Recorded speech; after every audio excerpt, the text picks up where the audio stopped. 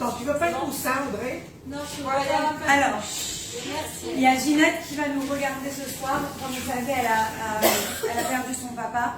Donc on a dit qu'on ferait, si Dieu veut, le cours à la mémoire de son papa. Elle m'a demandé si on pouvait faire pour David Ben Abraham. Et aussi une des raisons pour laquelle elle ne pouvait pas venir ce soir, il y a une femme qui est partie en urgence à l'hôpital pour accoucher. Elle a des petits soucis. Donc on va demander qu'il y ait fois chez Marie, fois Tabou, fait un bon accouchement et un bébé en bonne santé. Keren Bat Abraham. Amen. Je sais pas de Keren Bat Esther. Pardon. Et fois chez Max Ben Myriam. Amen. Et Fernand Gaël Bat Laura. Amen. Repois chez le Mardecha Ben Ruth. Amen. Yafa Bat Sol.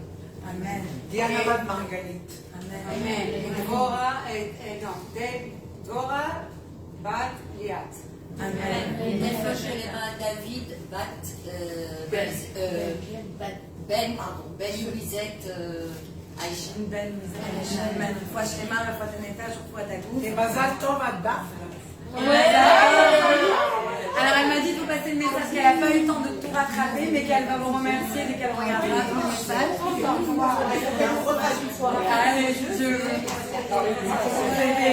C'était magnifique de l'avoir se marier. Oui, Daphna s'est mariée. C'est ma vie. C'était très rapide. Alors, ce soir, on fait un petit coucou aussi à Léa. Ok, ce soir, je vais préparer le tour pour parler de Rosh Hashanah qui est, si Dieu veut, dans à peu près 10 jours. Et je me suis dit, ok, on a déjà parlé, je regarde de quoi je vous parle les années d'avant, pour pas me répéter. J'ai déjà parlé comment se changer, on a parlé comment se transformer, on a parlé qu'est-ce que ça veut dire Rosh Hashanah, etc. Si vous êtes intéressés, vous pouvez regarder les anciens cours. Mais j'ai dit, je voudrais faire quelque chose qu'on n'a pas encore étudié, on n'a pas encore tapé dedans. Et j'ai réalisé que je n'avais jamais parlé en détail de Hana, de la prophétesse Hana. C'est moi, tu vois. La prophétesse Hana, et je vais vous raconter son histoire que je suis sûre, la plupart d'entre vous connaissez déjà plus ou moins. Mais je voudrais qu'on regarde cette histoire d'une manière différente et que cette histoire, elle nous aide, j'espère à la fin du cours, à mieux prier et à mieux nous connecter à Hachem. Donc vraiment le but de ce cours, c'est d'arriver à se connecter encore plus à la tfila, à la prière, et de comprendre ce que la prière signifie. Donc vous savez toutes qu'à Rosh Hashanah, une des haftarahs qu'on va lire, c'est la haftarah de Hana. Hana, c'était une femme qui était stérile, elle était mariée à Elkana. Et Elkana avait à cette époque, on pouvait avoir deux femmes. Donc il avait Hana et il avait Pénina. Hana, c'était son amoureuse, sa chérie, celle qu'il adorait, mais malheureusement elle n'arrivait pas à avoir d'enfants. Donc il a marié, il était marié aussi avec Pénina, et Pénina, elle lui donnait les enfants. Et on dit que Hana, elle souffrait énormément de ne pas avoir d'enfants. C'était très dur, non seulement elle était stérile, mais sa concubine, la femme de son mari, elle avait les gosses. C'est double tristesse, elle avait comme le couteau dans la plaie. Donc elle souffrait terriblement. Et on dit en top of this que Pénina, elle la faisait encore plus souffrir, elle la teasait. Comment on dit en français? Elle la disait, elle a pro-taquiné, provoqué exactement. Elle disait, toi t'as pas encore d'enfant, etc. Et des réflexions comme ça, elle a narqué. C'était super méchant. Et on dit qu'à cause de ça, Hana elle avait beaucoup de peine. Une des explications que Pénina elle a données, c'est pourquoi elle faisait ça à Hana. C'était pour que Hana ait beaucoup plus de peine, donc elle prie encore plus fort à Dieu, et comme ça Dieu il va l'exaucer. Mais je finis la parenthèse juste pour vous dire qu'elle a quand même été punie, Pénina, parce que même si c'était une bonne intention au début, la souffrance qu'elle a créée chez l'autre, ça valait pas la peine. Donc c'est pas quelque chose à faire. Je referme la parenthèse, je me concentre sur Hana, et voilà que chaque année, ils montaient à Shiloh, pas le restaurant, mais au Mishkan. À l'époque, il n'y avait pas encore le Beth Amikdash. Le Mishkan, il était à Shiloh. Et donc, ils allaient tous à Shiloh pour offrir des corbanotes, des sacrifices, etc. et pèleriner, parce que vous savez qu'il y a une mitzvah dans la Torah, d'aller 3 fois au Beth Amikdash par an. Et à l'époque, c'était le Mishkan qui était à Shiloh, donc les gens, ils allaient à Shiloh. Donc, il allait 3 fois. On dit qu'il était très, très riche. Jamais il allait de la même manière. C'est-à-dire, tout le monde savait quand il arrivait, il avait sa cour, il allait voir comment il venait, il offrait à manger à tout le monde. C'était un grand, grand riche et un grand généreux. Et il adorait sa femme, il était triste de l'avoir comme ça. Et elle, chaque année, elle venait et elle souffrait parce que tout le monde la voyait, elle était aussi sarcante, elle voyait le regard des gens, même si personne ne lui dire quoi que ce soit, elle y pensait elle-même. Elle disait, tout le monde voit que j'ai pas d'enfant, l'autre elle a des enfants, je peux pas donner des enfants à mon mari. Et elle souffrait de ça, à part la tristesse d'être stérile et de ne pas pouvoir avoir d'enfant. Et voilà que Hana, elle souffrait énormément. Jusqu'à ce qu'une année, elle est partie, elle est rentrée dans le Mishkan, et là, elle s'est mise à prier. Et elle a prié de tout son cœur. Et on dit que quand elle a prié, elle avait les yeux fermés, et elle bougeait de partout comme ça, et elle priait à voix basse. À tel point, elle était en pleine transe, que le prophète Élie, qui était à cette époque le prophète de l'époque, et c'est lui qui dirigeait le peuple, il s'est approché d'elle et lui a dit, mais t'as pas honte? Tu viens sous dans le Mishkan? Et elle pensait qu'elle était sous. Il dit, mais tu n'as pas honte? Comment tu oses venir te présenter devant Dieu comme ça, dans cet état-là? C'est pas comme ça qu'on se présente devant Dieu. Et elle lui a dit, tu ne sais pas de quoi tu parles, je ne suis pas là, je ne suis pas du tout sous. Je suis là parce que je prie à Dieu qu'il me donne un enfant. Parce que mon enfant, quand je vais l'avoir, je fais le néder, je fais la promesse qu'il sera complètement, à partir de son plus jeune âge, je vais le ramener à 3 ans au Mishkan et je vais le donner complètement à Dieu. Et mon enfant, il va être pour Dieu. Et on dit que Dieu, il a entendu sa prière et elle a eu un enfant, elle a tombé enceinte à Rosh Hashanah. Son enfant, il s'appelait Shmuel, que Dieu, il a entendu. Et Dieu s'est appelé Shmuel, Samuel, c'est le prophète Samuel. D'ailleurs, toute cette histoire, elle est racontée dans son livre, le livre des prophètes qui s'appelle Shmuel, Samuel. Et c'est là qu'elle a exaucé sa prière, elle a gardé plusieurs de les petites années quand il était tout petit. Et après, quand elle a dit, à l'âge où elle a dit, elle a emmené au Mishkan, elle a donné à Élie, elle lui a dit, voilà, j'ai fait ma parole, regarde Dieu, j'ai promis. Et il a grandi dans le Mishkan. C'est un enfant qui était très très saint. Et quand Élie il est mort, c'est lui, parce que les fils d'Élie n'étaient pas religieux, etc., ils sont rebellés, c'est lui qui a repris la tête du peuple juif et c'est lui qui a dirigé le peuple juif. Et à tel point il était saint, c'était Kadosh cet enfant-là, que quand vous lisez le Tehillim, d'ailleurs tous les Shabbats on lit ce Tehillim, peut-être vous ne vous rendez pas compte, mais dans le Kabbalah de Shabbat, après les Chonera, Nena, tout ça, vous verrez à partir de maintenant, pour ceux qui vont aller à la Sina ou qui ouvrent leur sido, vous allez penser à ça maintenant à chaque fois. On dit quoi? Moshe ve'Aaron ve'Choanav, ou Shmuel ve'Kor'e Shemo, Korim al Hashem ve'Uyanan.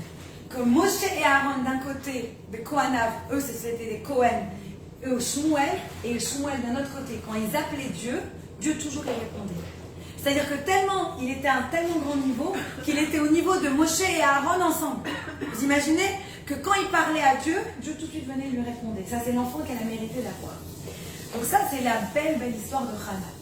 Mais ce qui est intéressant, quand on va continuer maintenant, c'est qu'on voit que quand on regarde toutes les halachot sont les lois, d'après le code de loi de halachot pour la prière, de la Gemara, quand la Gemara va revenir et nous parler comment on doit prier, et comment après tous les décisionnaires, ils viennent nous dire comment on doit faire la prière, de qui on apprend toutes les lois de la prière? De Hannah. De qui on apprend les lois de la Hamida? De Hannah. Comment là, on peut se poser la question, comment c'est possible? Avant Hannah, on n'a pas eu des grands saints qui ont prié. Avant Hannah, des années avant, il y a eu qui?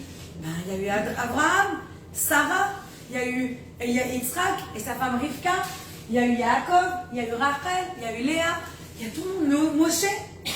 De tous ceux-là, on ne pouvait pas apprendre comment prier. On avait besoin de Hannah pour apprendre comment prier. Et quand je vous dis on apprend d'elle comment prier, je vais vous donner plusieurs petites idées là, vous allez dire ouais, mais c'est vrai. Par exemple, comment elle s'est tenue dans le temps? Elle s'est tenue bien, elle avait les pieds, etc. C'est comme ça qu'on se tient quand on fait la Hamida. Parce que la prière, la partie la plus importante de la prière, c'est la Hamida. La Hamida, on se tient debout. C'est comme ça qu'elle se tenait. Une deuxième chose, quand elle parlait avec son cœur. À un moment dans la Hamida, on arrête la prière et on doit dire tout ce qu'on a sur le cœur. On doit juste parler à Dieu. Ça aussi, on se tape, par exemple. Autre chose, ses lèvres, elles bougeaient, mais on n'entendait pas ce qu'elle disait. Comment on fait la Hamida? Silence. On la fait doucement. On la fait pas à voix haute. Très doucement, à voix basse. Autre chose, qu'est-ce qu'il pensait Élie? Il lui a dit, est-ce que tu es sous? Qu'est-ce qu'on apprend d'ici? Que si on a trop bu, ou j'irais jusqu'à dire aujourd'hui si on est high, si quelqu'un il a fumé, etc., il ne peut pas prier. Quand on apprend de là. Donc toutes les lois, on voit, et là je vous en ai donné juste quelques-unes pour que vous compreniez mon idée, mais toutes les lois de la prière, on les déduit de qui? De la prière de Hannah. Qu'est-ce que sa prière, elle avait de si spécial? Qu'est-ce qu'elle a fait dans sa prière qui était tellement extraordinaire qu'on doit apprendre d'elle comment prier? Qu'est-ce qu'elle nous apprend? Et alors c'est très très beau, c'est parce que ça nous ramène au concept de la prière. On va essayer de comprendre ce soir c'est quoi le concept de la prière.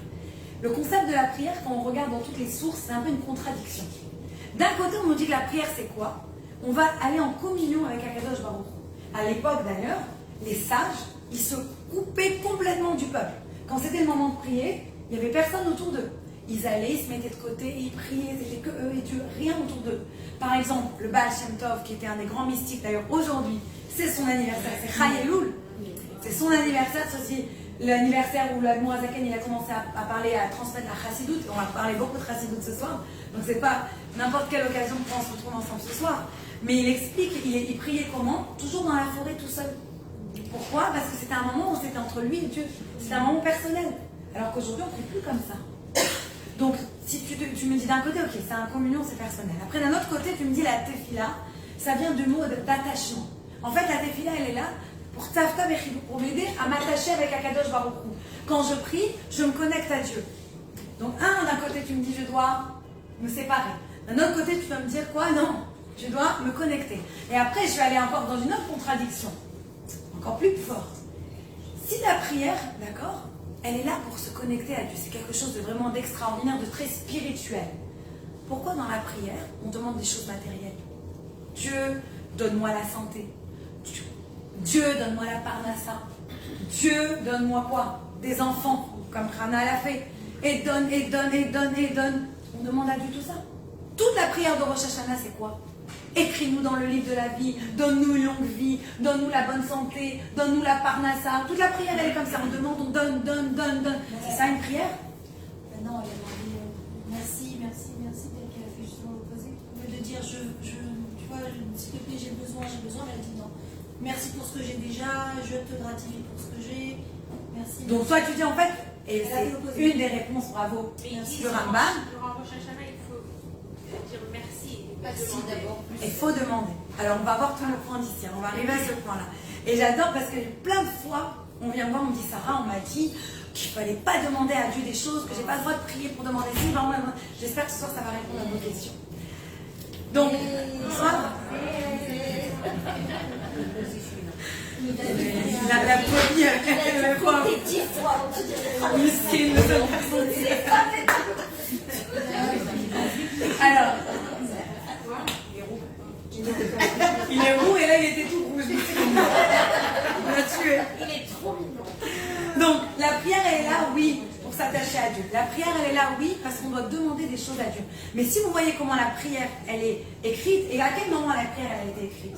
La prière elle a été écrite bien des années après, au moment des Anshek Knesset Agdola, des rabbins de la grande assemblée. Et c'est eux qui ont dit qu'il fallait qu'on mette la prière dans un certain endroit. Donc Abraham, Yitzhak, Jacob, ils nous ont appris dans quel ordre et combien de fois par jour on prie. Shacharit, parce qu'on a vu qu'Abraham il s'est levé très tôt pour aller faire la Kedat Yitzhak, donc il s'est levé très très tôt. Après Mincha, c'est Yitzhak. Comment on apprend ça? Quand Rivka elle arrive, elle le trouve où? Dans les champs. Et on dit, parce qu'il faisait la prière de Mincha, c'était l'après-midi. Donc on apprend de Yitzhak, la prière de l'après-midi. Et qui est la prière du soir? Il y a Jacob, pourquoi? Parce qu'on dit, quand il s'est allongé, rappelez-vous, avec l'échelle et les anges, etc., ça symbolisait la prière. Donc prière du matin, midi et soir. Donc on sait qu'on doit faire 3 prières. Mais comment prier? On ne savait pas jusqu'à la Knesset Agdola. C'est eux qui ont écrit le Sidou, qui ont écrit la Tfila. Et alors bien sûr, il y a des parties qu'on a tous pareilles, c'est Farad, Ashkenaz, Rabat, Litvish, ce que vous voulez. Et il y a d'autres parties, c'est des piyutim, c'est des coutumes. C'est pour ça que vous avez des différences entre le Sidour Patach Eliaou, le Sidour Teilat Hashem, le Sidour Bnei Tzion. C'est pour ça qu'il y a des différences. Mais la base, tout le monde a le Baruch She'amar, tout le monde a le Hachré, tout le monde a le Ishtabar, tout le monde a le Shema, tout le monde a la Mida, tout le monde a les On a tous les bases pareilles. Et ça, qui a écrit ces bases-là? Les Anshek Knesset Agdola. Donc pourquoi ils ont écrit ça? Et tu as raison, et là je reviens. Ils ont écrit ça, c'est intéressant, à l'époque, comment la journée elle se passait. Si vous regardez au début, on a quoi? Les bénédictions du matin. Première bracha, Modéani, merci Dieu que tu m'as donné quoi? Mon âme. Donc d'abord, je dis merci.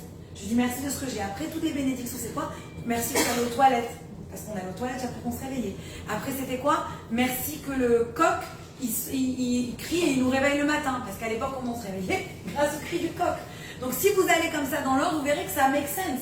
C'est en fait au fur et à mesure de la journée. Après, on a tout un paquet où on dit merci à Dieu, on fait des louanges.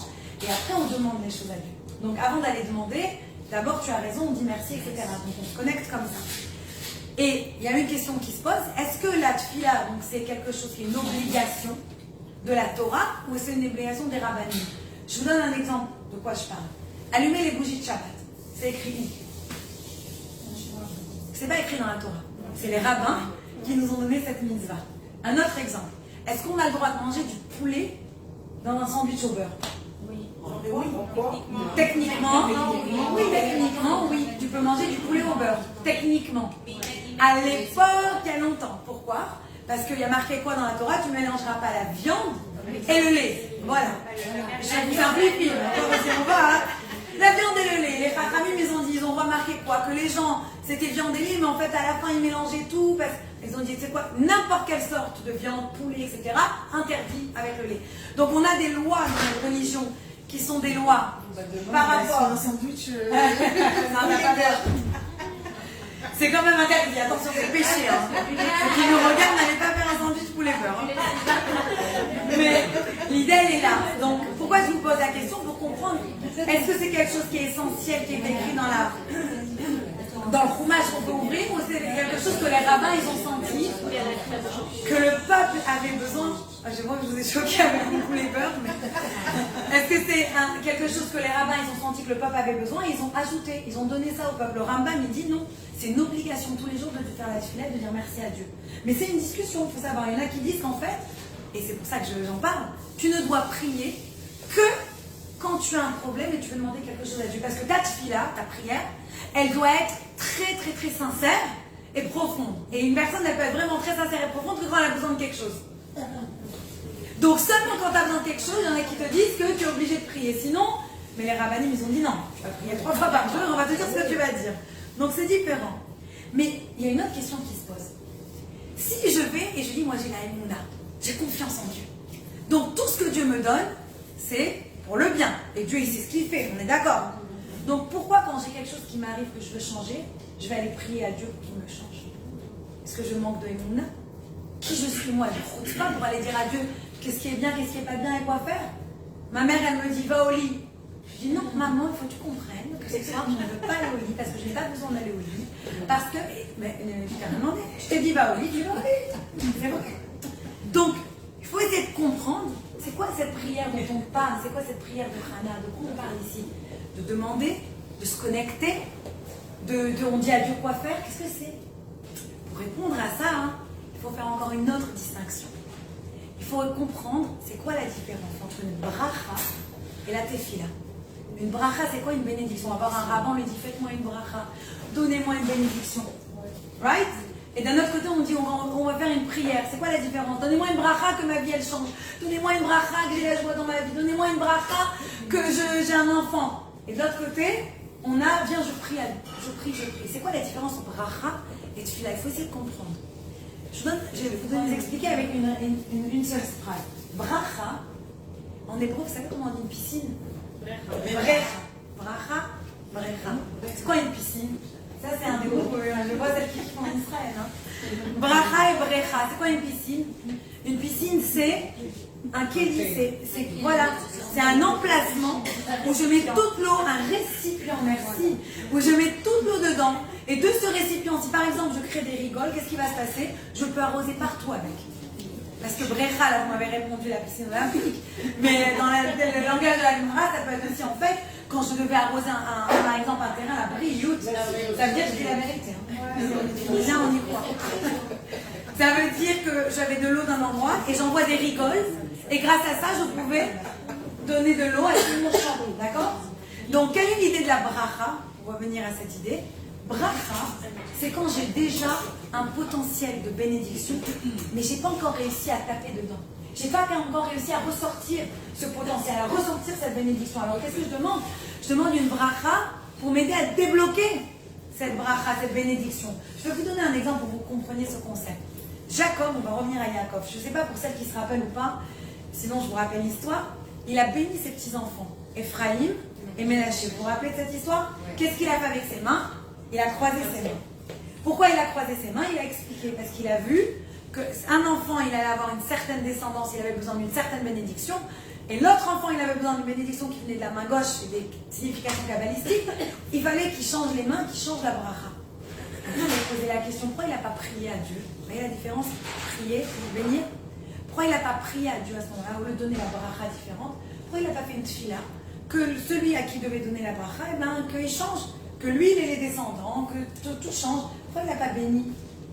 Parce qu'on ne peut pas prendre quelque chose qui n'existe pas. De quoi je vais enlever? C'est comme je vous dis, tiens, tu sais quoi? Viens m'aider à faire les papiers pour atteindre mon compte en banque. Mais si mon compte en banque il est vide, tu peux faire tous les papiers que tu veux, tu vas rien pouvoir tirer. Comme mon fils, il me dit, maman, prends la carte et va acheter de l'argent. J'aimerais bien. Ce serait beau. Mais on est d'accord que ça ne marche pas comme ça. Pour tirer quelque chose, pour prendre quelque chose, il faut qu'il y ait quelque chose. Donc quand quelqu'un il va voir un rabbin, il demande une bracha, il demande une bénédiction. Qu'est-ce qu'il demande au rabbin? Il dit, aide-moi à enlever le blocage. Aide-moi à libérer le blocage. Et les rabbins, ils arrivent à voir d'où c'est bloqué. Quelle mise à prend le rabbi Loïc, tellement d'histoires, il te dit, tu sais quoi, toi, prends sur toi la cache-route. Boum, d'un seul coup, la maladie, elle disparaît. Toi, prends sur toi de faire ta mishpacha. Boum, la femme, elle tombe enceinte. Pourquoi? Parce qu'un rabbin, un grand rabbi, il peut voir qu'est-ce qui bloque. Et donc, il libère la bracha. C'est très facile, en fait, quand on y pense. C'est simple, et ça, c'est une bracha. Pour avoir une bracha, il faut déjà avoir un potentiel.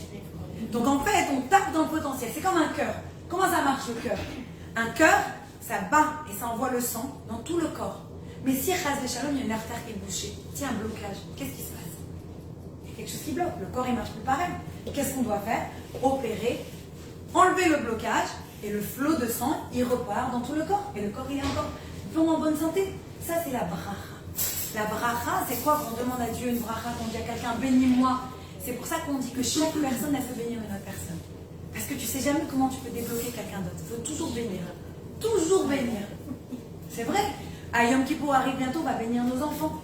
Toujours bénissez. Toujours ayez les mots de bénédiction dans votre bouche. Et sachez que Kol HaMevarer, Mitbarer. Tout celui qui bénit, Hachem il exauce en premier. Vous êtes les premiers que Dieu va bénir. Toujours garder la bénédiction dans la bouche. Très important.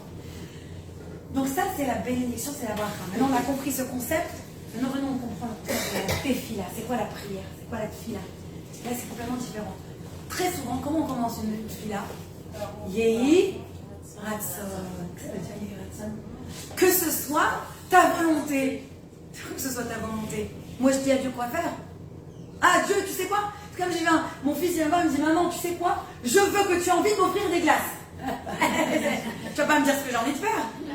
Non, c'est moi qui décide que j'ai envie de faire. C'est la chutzpah. Nous, on va vers Dieu, on dit, que Dieu, il te transforme ta volonté, Dieu. Que ce que j'ai envie, Dieu a envie que tu me le donnes. Et le Tanya, il explique que chaque prière qu'on fait, chaque tefila, on crée un nouveau ratson, on crée un nouveau désir, une nouvelle volonté chez Akadosh Baruch Hu. Donc c'est quoi ça? Ça revient encore plus à la question que j'ai posée avant, c'est chutzpah. On va vers Dieu et on dit à Dieu quoi penser, quoi vouloir. Donc Dieu, c'est pas mieux que nous. C'est lui qui nous a créés, c'est lui qui a fait ce monde. Qu'est-ce qu'on va nous, qui on est pour aller dire à Dieu quoi faire? C'est ça une prière? C'est ça la tefila? Alors il faut qu'on essaye de comprendre. Alors là, il y a une idée extraordinaire que j'ai entendue de Y.Y. Jacobson. Magnifique cette idée. Il explique. Non, j'adore. C'est important de dire de qui on apprend. C'est Wai qui nous a... Oh ouais, j'adore. Ah. Non, il s'appelle Yosef Yitzhak. Donc tout le monde l'appelle Y.Y. C'est pour ça. Mais il dit qu'aussi parce que tout le monde va vers lui, ils disent why. Ça, j'ai entendu de lui. Non, il a dit une idée qui m'a beaucoup touchée. Il dit en hébreu, comment on dit tfila, le mot tfila, ça veut dire aussi s'imaginer. S'imaginer, ça veut dire quoi? Ça veut dire qu'avant d'aller, on revient à l'idée que je dis plus, avant d'aller commencer à prier, qu'est-ce qu'on doit faire? On doit faire le vide dans son esprit. Complètement le vide. Je vais aller vers Dieu, ça y est, je mets tout de côté. Et là, je vais commencer à avoir une vision. D'ailleurs, qui c'est qui dirige la prière? Un chazan. En hébreu, ça veut dire quoi, chazan? Regardez le Shabbat avant Tisha B'Av, on dit qu'on a une vision du Beth Amikdash. On appelle ça Shabbat chazon. Chazan, vision. Le chazan, c'est celui qui nous amène, qui nous accompagne dans la vision. C'est quoi une tefila? Et ça, c'est très profond. C'est d'avoir une vision de soi-même, de se déconnecter complètement du monde pendant quelques minutes et de se visionner au meilleur de nous-mêmes, de son potentiel. Pourquoi Dieu, il m'a mis sur terre? Est-ce que Dieu m'a mis sur terre pour pleurer sur mon sort? Est-ce que Dieu m'a mis sur terre pour être une schmatte? Est-ce que Dieu m'a mis sur terre pour être quelqu'un de déprimé? Est-ce que Dieu m'a mis sur terre pour être quelqu'un de mauvais, qui va faire du mal aux autres? Ou est-ce que Dieu m'a mis sur terre pour une raison spécifique? Parce qu'il y a quelque chose que je dois amener sur cette terre. Parce que Dieu, il veut passer sa lumière à travers moi. Pourquoi je suis là? Qu'est-ce que je fais ici? Et quand je vais et je commence à faire ma tefila, ma prière, comment on dit en hébreu prier? Les hit palel. Les hit palel, c'est réfléchi. Qu'est-ce que ça veut dire réfléchi? Une introspection. Je me prie. Ça veut rien dire je me prie. Je prie à qui? Je prie à Dieu. En fait, la prière, c'est comme un miroir. En fait, c'est à l'intérieur de moi que je vais aller trouver où il est ce potentiel. Qu'est-ce que j'amène, moi, devant Dieu? Qu'est-ce que j'amène? Là, je suis en train de venir devant Dieu. Qu'est-ce que je vais lui demander? Qu'est-ce que je vais lui emmener? C'est ça que je vais demander. Imaginez, vous devez faire un business. Vous n'allez pas arriver demain et dire « Oh, je vais faire un business ». Non. Tu vas écrire quoi? Un business plan. Tu vas préparer, on est d'accord? Tu dois avoir une vision de là où tu vas. Tu vas aller prier à Dieu. C'est quoi ta vision? C'est quoi? Prends une minute avant d'aller prier. Réfléchis. Où tu vas? Tu dois les hit palel. Ça doit revenir vers toi. Et rappelez-vous de cette idée. Toute l'énergie que moi je vais donner au monde, le monde il me le rend. Mon père il me dit tout le temps ça. Il me dit quand tu es dans une pièce, il adorait faire ça dans les classes. Il me dit tu souris aux élèves. Qu'est-ce qui se passe? Tout le monde te sourit. Tout le monde te sourit, c'est tout. On rentre des fois à la maison, on a les nerfs. Qu'est-ce qui va se passer au bout de 5 minutes? Aussi, tous les gosses et tout le monde, le mari, tout le monde va avoir les nerfs.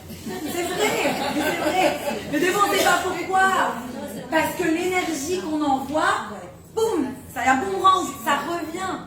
Donc la tefila, c'est la même idée. Comment? Quelle énergie je vais vers Dieu? Quelle vision j'ai de moi? Si j'ai une vision de déprimée, de pleurnicheuse, de tristesse, que je vais recevoir la même chose. La pensée positive, ça s'appelle aussi. Bravo. Comment tu vas transformer? Donc, mais d'abord, avant d'aller à la pensée, la différence, ça va être que d'abord tu vides ta pensée. Donc tu travailles sur toi en fait, c'est ça le truc. Mais d'abord tu la vides. Et je vais expliquer cette idée de la vider. Attends, j'arrive. Je vais juste expliquer rapidement. Pourquoi je dis tu vides d'abord?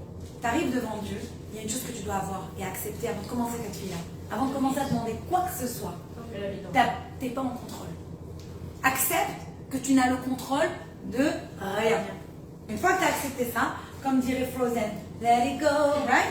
Tu let go, tu mets toutes tes anxiétés de côté, tu mets toute ton angoisse de côté, tu mets tes limitations. Mais je peux pas faire ça. Les pires ennemis, c'est nous. Combien de fois j'entends quelqu'un? Ah, mais je suis pas capable de faire ça. C'est très très mauvais. Moi, je peux pas. Mais qui te dit que tu peux pas?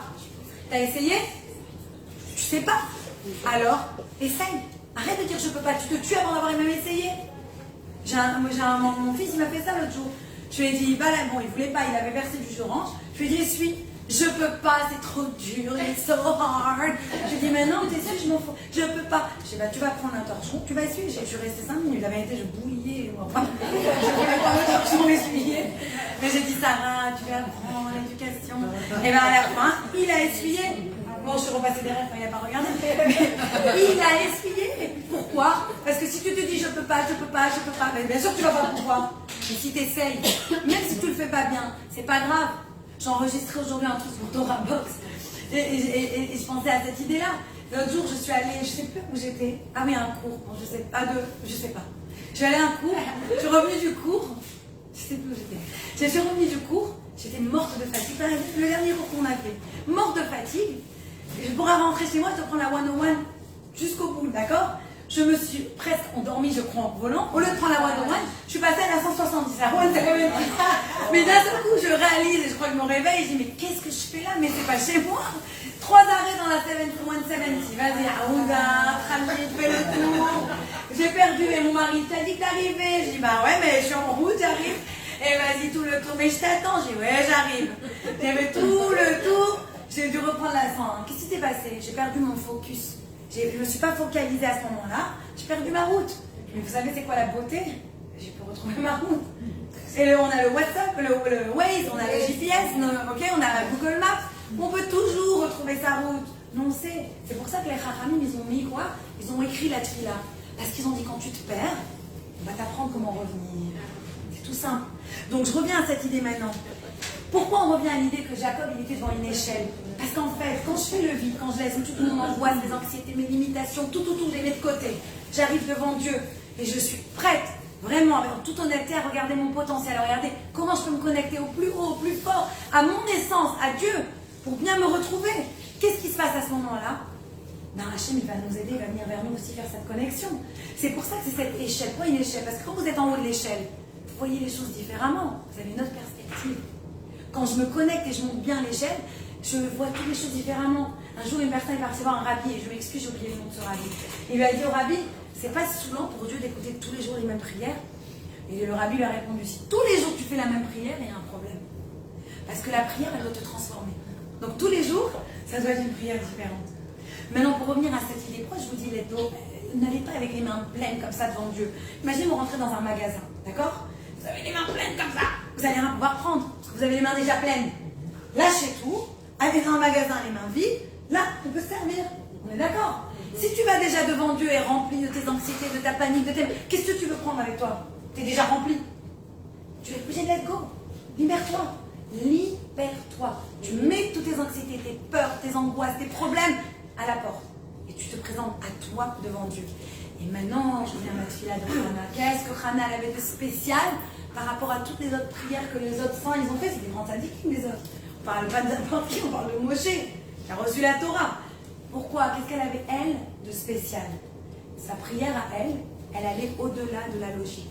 Comme elle a réussi, bien sûr, dans la logique, si elle allait avec ses peurs, elle est stérile, elle n'arrivait pas, elle aurait jamais pu avoir d'enfant. Mais elle a dit, ça y est, je mets tout ça de côté, et maintenant je me connecte à Dieu. Donc elle, la manière dont elle s'est connectée à Dieu, c'était au-dessus de la logique. Ça a transcendé le monde. Sa prière, elle a transcendé tout. Donc Dieu, comment il lui a répondu? Au-dessus de la logique. Et il lui a donné les enfants qu'elle a demandé. Donc ça, c'est la force de la prière. Comment on doit prier? On ne doit pas prier et venir vers Dieu en se disant ah, voilà tout mon bagage. On doit prier avec un esprit vide, ouvert, pour justement recevoir la lumière de Dieu et la retransmettre. C'est tout le but. C'est pas de tout garder. Donc c'est pour ça qu'on peut aussi se poser une question. Parce que si vous vous rappelez l'histoire, elle a promis quoi? Elle a dit je te promets Dieu que je te donne mon fils, je te donne tout. Mais d'où elle savait que son fils il allait dire oui? Vous avez des adolescents? Ou je suis la seule? Mais ils me disent pas oui à tout ce que je dis. Même pas en rêve, j'aurais dit ouais, je te donne à la synagogue. Mon gosse, il m'a répondu. Même pas en rêve, il se serait échappé déjà de la maison. Mais comment elle a su que son fils y allait rester? C'est puissant. C'est parce que sa prière, elle a été tellement forte qu'elle a retourné tout Il n'y avait rien de logique dans la suite de son histoire. C'est pour ça que ça a touché tellement jusqu'à son fils, que Dieu l'a entendu, que Dieu l'a exaucé. Et pourquoi vous croyez maintenant qu'on fait cette prière à Rosh Hashanah? Pourquoi on parle d'elle à Rosh Hashanah? Parce qu'à Rosh Hashanah, on passe notre journée à prier. Et qu'est-ce qu'on demande à Dieu? Le matériel, donne-nous ci, donne-nous ça. Et là, on peut se poser la question, pourquoi on demande le matériel à Dieu? Et ça, c'est une idée qui est très très puissante. Quand on va demander à Dieu du matériel, on ne va pas demander à Dieu pour nous. Qu'est-ce qu'il lui a dit, Eli à Hana? Pourquoi tu es sous? Mais il voyait qu'elle n'était pas sous. Elle ne buvait pas l'alcool, Hana. Il savait très bien. Qu'est-ce qu'il lui a vraiment demandé? La Chassidut, elle explique, il lui a dit, est-ce que tu es sous d'égoïsme? Est-ce que tu penses qu'à toi? Est-ce que tu es en fait rempli que de ce que tu veux? Tu es en fait quelqu'un qui vient sucer Dieu, donne. Mais c'est pas comme ça qu'on prie à Dieu. Et elle, qu'est-ce qu'elle lui a répondu? Elle dit, tu te trompes. Elle dit, moi je suis pas en train de demander des choses à Dieu par égoïsme pour être donne-moi la beauté, donne-moi. Non, ce que je demande à Dieu, c'est quoi? C'est pour mieux le servir. Et quand nous on va vers Dieu et on va lui demander, parce qu'on doit, et c'est une mitzvah, donne-nous à manger, donne-nous la parnassa, donne-nous un mari, donne-nous des enfants, donne-nous.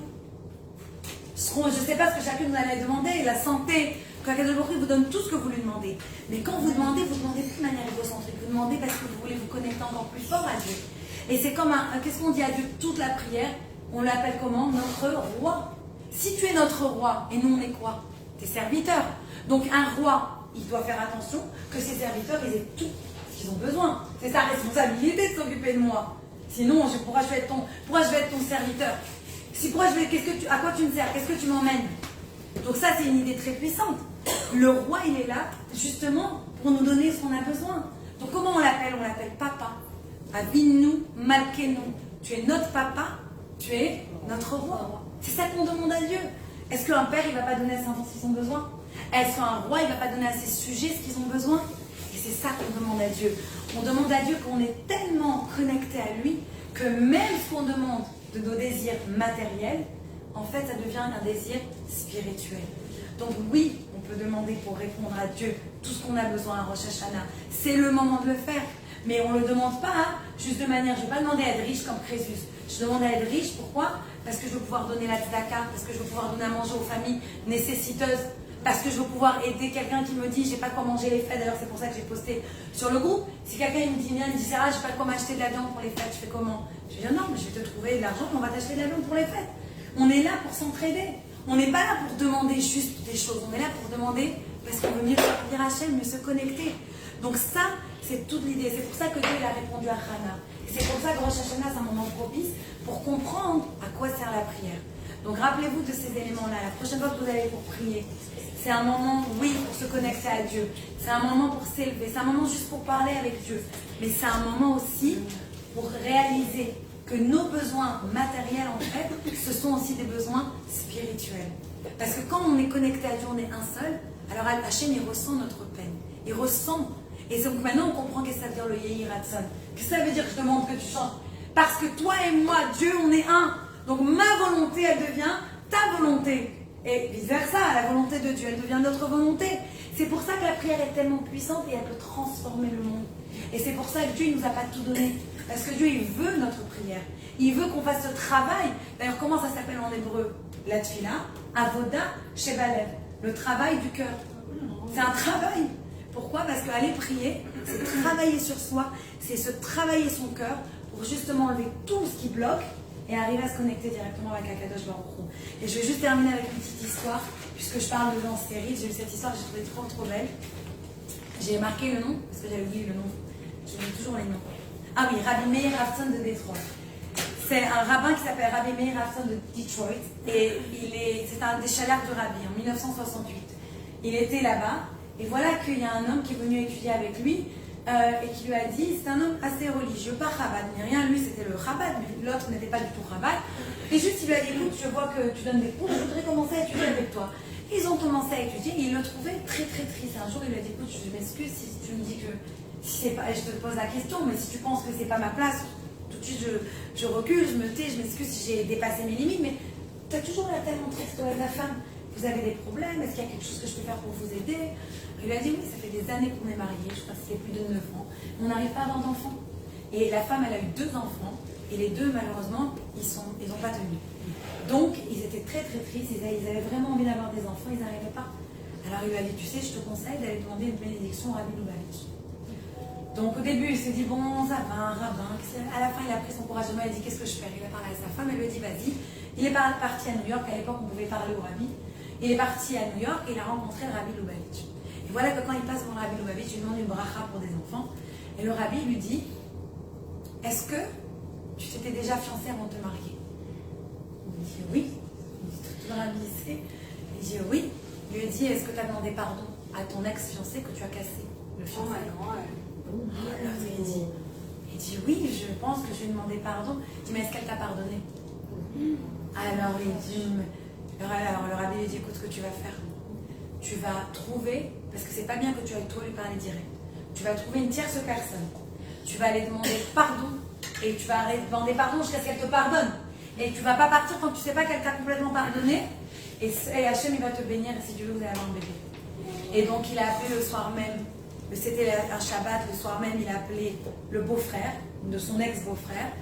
Et il lui a dit, c'est bizarre que tu m'appelles parce que rien que ce Shabbat, ma soeur, elle est venue nous visiter et elle n'a toujours pas trouvé quelqu'un, elle n'arrive pas à se marier. Alors il a dit, s'il te plaît, est-ce que tu peux lui demander pardon de ma part? Et je reste au téléphone, tant qu'elle va vraiment, je voudrais vraiment qu'elle accepte complètement qu'elle me pardonne.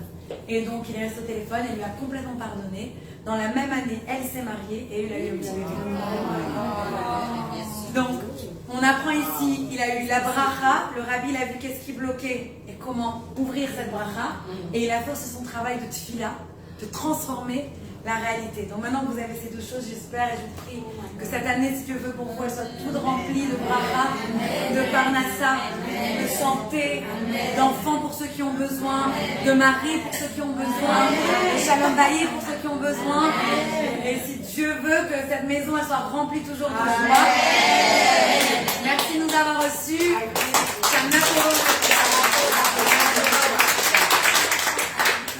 Hana, elle a eu, je pense, si je ne dis pas des bêtises, 4 après. Wow. Mais je ne veux pas dire de... Tu vois, je crois que j'ai vu qu'elle a eu 4. Lui, plus 3. Et je crois que pour chaque enfant qu'elle a donné, Pénina, elle a perdu. Oh.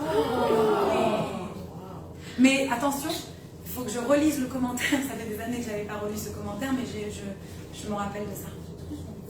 Je vais retrouver la source si je veux pour te dire exactement. Parce qu'elle était méchante avec elle. Parce qu'elle avait été méchante, elle lui avait fait trop de peine. Comme quoi, il faut toujours faire attention à ça. Parce que toujours bien parler. Toujours, toujours, toujours. Jamais dire des mauvaises choses. Même si on est énervé contre quelqu'un, des fois, ça vaut la peine de se la fermer, de se retenir, même si ça nous brûle, et d'attendre que ça nous passe. Et après, de parler calmement et gentiment à la personne. Mais jamais, jamais de dire des malédictions, des mauvaises choses. Jamais. Toujours garder pour dire des brachot. Parce que la bracha, elle ouvre, elle amène encore plus de bracha autour de soi. On apprend ça encore de Pénina. C'est ce qu'on va faire. Voilà.